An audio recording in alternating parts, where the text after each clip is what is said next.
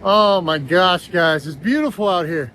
So today we're going to take a look at my 2004 Jeep TJ Wrangler that I just finished building. I'm going to show you guys all about it, what I've done. Check this out. All right, so whenever I do any kind of build, I like to preserve as much of the factory look as I can. I honestly, I just like it better. And that's a preference, but in my build here, that's what I tried to do. I took this 2004 Jeep Wrangler Sport, took it all the way back to factory, and then built out from there. And we're gonna start at the front of this Jeep and work ourselves around. So on the front, we have a factory bumper. This is actually a factory style bumper. It's made by like Crown Automotive or Rugged. I don't even know who makes it. I forgot, but it's just that thin, bent C-shaped steel bumper. I love the way it looks. It's very minimal, very factory. From there, we of course have our Tyree pod lights. These lights are definitely the best in the industry. When tests are actually done, Tyree lighting is the best time and time again. And I think the reason is because they've been around for so long in the industrial world. They make forklift lights and mining equipment lighting and lighting that has to happen 24/7 for months at a time, and they can't fail because they're relied on so much as part of the tool pack to the people using them. Here, I just have a Quadratec winch. To be quite honest, this winch has been with me for a lot of years. I've used it a handful of times to pull people out of stuck positions. It's always worked for me. I haven't changed it out yet. It looks simple and clean. I blacked everything out. It looks great. On the front of that winch is my Agency 6 hook and fair lead. Agency 6 makes a lot of cool aluminum design stuff. They're actually up in Northern California. And I love the look. I love the design. I love the quality. So a lot of people wonder what this antenna here is for, and this is for my GMRS system. You'll see that later when we get to the inside of the Jeep, but it is a ruggedized, it's made for like bull bars, stuff like that. I put it up here. I've never had any problem with the height of the antenna, which, you know, I questioned in the beginning, doesn't need to be up. But I've never had any problem contacting and communicating with anybody I was with it at this height, so I'll never change it because I love the way it looks right here. And I did put it on a spring, so if I hit something, it's not going to get destroyed. And behind the antenna, we also changed out the headlights. Dude, I don't even know how people drove at night in the old school headlights, but we needed to get some LEDs on here to brighten things up, and that's what I did. All right, coming around to the wheel and tire setup, there's nothing that screams 2004 TJ like the Baja style wheel. Now these are not Steelies, they are aluminum wheels, but they do have that old school look to them.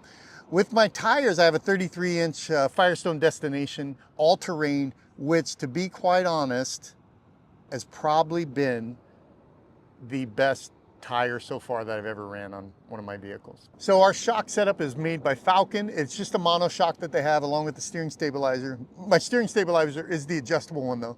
Our suspension here is a Terraflex 3-inch suspension lift with the arms, the whole deal. It's all new suspension under here. The reason why I went with Terraflex is because they make stuff that is like, I know that I could buy it, bolt it on, all the ergonomics will be right, and nothing will get screwed up on my Jeep because of the suspension lift that I put on it. Terraflex is a great brand for that. They've been doing Jeeps forever. So when it comes to my sliders, I wanted obviously sliders that bolt to the frame, not the body. These are the Body Armor 4x4 rock sliders. They look great. They work great. I'm super happy with them. And if you look on the A-pillar, we have another set of Tyree light. All right, guys, as we look at the back of the Jeep, I went with a stubby, but still factory style bumper. I have a Rugged Ridge. I think they're the only ones that make it for the TJ. A Rugged Ridge heavy duty tire carrier. And although the Firestone all-terrains aren't that heavy in a 33, I still believe that these hinge points are just asking to fail. And if at all you can change them out for something heavy duty, you should 100% do it, especially if you're running an oversized tire. Up on the rack, I run a Tyree light for my chase light. It also doubles as a camp light, but really it's for anybody behind me. Out here in the Southwest, it gets really dusty, so it's important to have a light that shines backwards so people can see. all of my off-road lighting is done in amber. All right, guys, this part's gonna be fun for me because I just finished this part of the build and I'm super excited to show you guys. I am normally a soft top guy when it comes to Jeep. I have been all these years. I just love it. I live on the West Coast. I live in Southern California.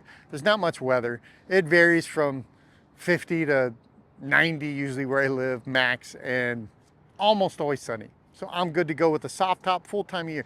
But I wanted something for some specific reasons that led me to having to put a hardtop on this Jeep. Choosing the hardtop, I wanted the best for what I was gonna do. This hardtop here is made by Turnoff Road. There's a couple reasons why I went with a new hardtop versus a used one off of Facebook Marketplace, or even some of the other brands that are out there. One, as these hardtops get old, they're fiberglass. They will break down in time. They will dry out a little. They get noisier as you go. Just all the stuff that comes with old fiberglass stuff.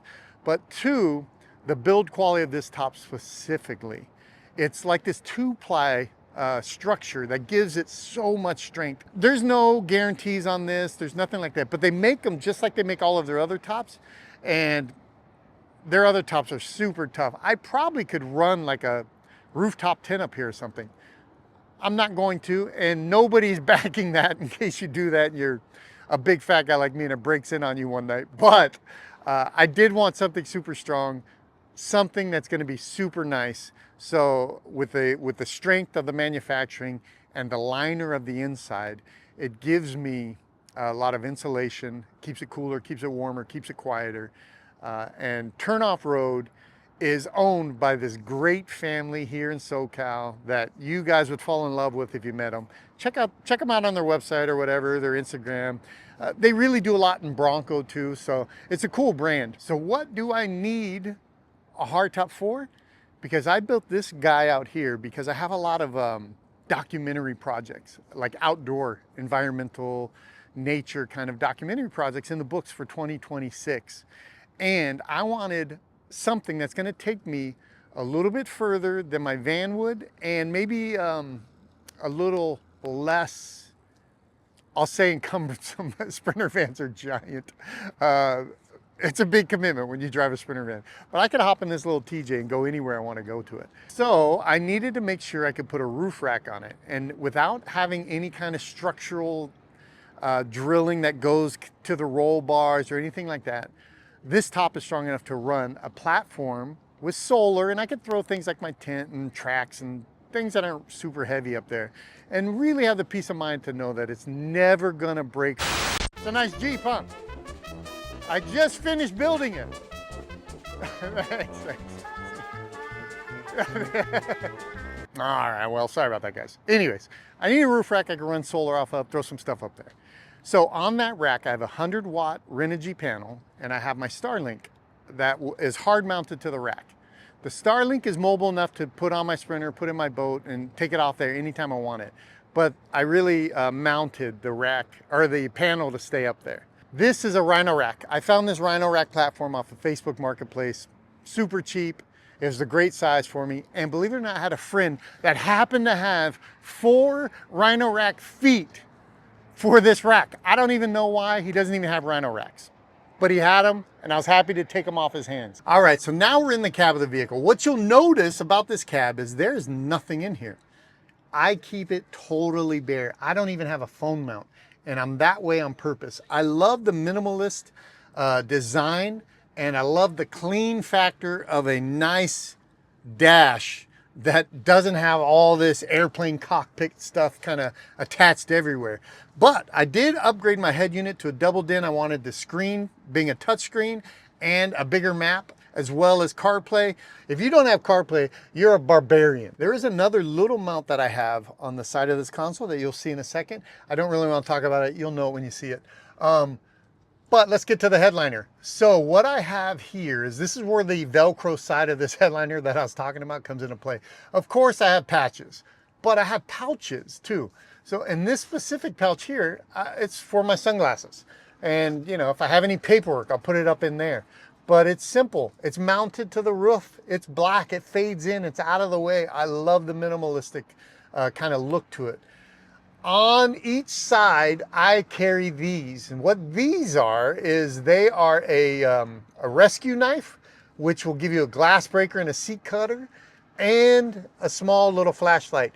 And I have the same setup on each side. So there's one for the driver and the passenger if there is a passenger in the vehicle. If something were to happen and we flip over or we roll or something like that and we're trapped, assessing this to cut the seatbelt and to break the glass if needed is much, much easier right here if the whole thing doesn't rip off the Jeep to begin with. So from here, you see I have more spot. Hopefully I don't just fill it all in with patches, but there are some more pouches that I do want to get for the interior of this that are purposeful. Like for example, I put this first aid kit in here. In an emergency, when every second counts, the accessibility of this first aid kit could mean life or death. It's not packed away somewhere where I got to go around to my Jeep, open up the back, pull it out, then I could just grab it, rip it, and go. Now, I love the seats that I have in this Jeep. I did replace the factory ones because they're just old and nasty and they're cloth. So 20 years of dirt and grime, it's disgusting. So I went with the Corbeau vinyl seats in a camel color, and the contrast is beautiful. All right, as you lift up the passenger seat back, you'll see all of my comms, and they all mount to the back of this box very nicely. This is the Midland MTX. It's the big boy. It's the 50-watt GMRS. I think GMRS is probably the best everyday comms for use, especially with friends and stuff like that when you're out on the trails. This is where it gets really fun and really cool. Let's open this bad boy up. And let me start showing you the inside. So one of the things that was important to me is to get that rear seat out of there and build a custom box setup that is gonna have a nice drawer for security and storage, as well as a nice squared off compartment that I can actually strap things down and store things in. This thing is done by a guy named the Overland Woodworks guy on Instagram. Overland Woodworks is his Instagram title. If you guys want any custom boxes, he does a lot of Toyota stuff. This is his first venture into the Jeep TJ world. And you know, I designed what I wanted and I had him make it and it killed. Okay, so as you open the drawer, you'll see it's full length. It's really messy. I even have an Apple bag in here. This is probably something I bought from the Apple store that I didn't want my wife to know that I bought. So I kept the bag in the Jeep. This is a lockable drawer so it doesn't collapse open or closed on you. And it is full length so you can get all kinds of stuff in here. For a power station, I run the Anchor Solus 1000X. It's 1000 watts. And it is more than enough to run my Starlink full time and my fridge without having to even charge this thing. This will be infinitely charged off of the solar panel. So I don't have my fridge yet because it's back ordered, but as soon as it comes in, it will be the Engel 35 liter. Engel is like the staple when it comes to overlanding fridges for the best, and they're just built to be tough. They're ruggedized, they're simple, they go away from the kind of the bells and whistles you see on all the stuff that's in the industry today. And what they are is they are built tough and simple to use, fail-proof. Engel is the best. In the back here, I keep a couple things like recovery gear, shovels, all that. I left out so you can get a clean look at it. Oh, you know, one of the things I missed is in the back, I have cubbies on each side, and in those cubbies, that's where I put all my recovery gear and stuff like that, because it's out, that way it's out of the way. But those are also lockable. That's it, guys. This is it. I built this Jeep lean and clean. It's not overbuilt. It's built for purpose, and it's got the perfect balance of capability and everyday driving. This is my 2004 Jeep Wrangler TJ.